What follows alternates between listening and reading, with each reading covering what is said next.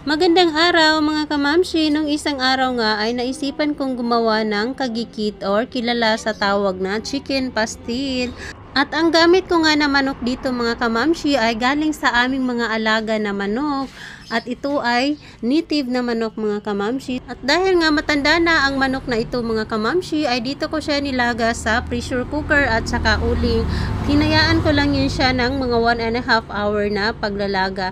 At ito naman ang kanyang mga sangkap na aking gagamitin dito at nilagay ko lang sa food process at nang mapadali rin ang aking trabaho dito mga kamamshi. At dito nga sa manok ay natanggalan ko na rin siya ng buto pero nilagay ko na lang din sa food processor dahil mas gusto ko siyang pino pa mga kamamshi. At pagkatapos nga niya, nagpainit na rin ako ng mantika. Ilagay ko na nga itong aking mga sangkap mga kamamshi. At nang lumabas na nga rin ang aroma nitong aking mga sangkap mga kamamshi, ay isinunod ko naman itong shredded chicken natin mga kamamshi. At syempre atin na yan siyang imimekos-mekos. At inilagay ko na rin dito ang aking mga pangpalasa mga kamamshi katulad ng toyo, pamintang powder at naglagay rin ako dito ng konting sabaw ng aking pinaglagaan at ang pampalasa natin na magic.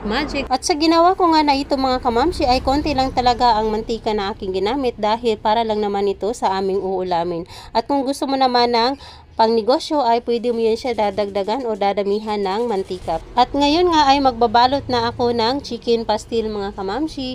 Dito mo talaga siya matatawag na chicken pastil kapag nabalot mo na siya ng dahon ng saging at mayroon na siyang laman na kagikit sa loob. So that's it for today mga kamamshi. Hope you enjoy watching. Please follow for more.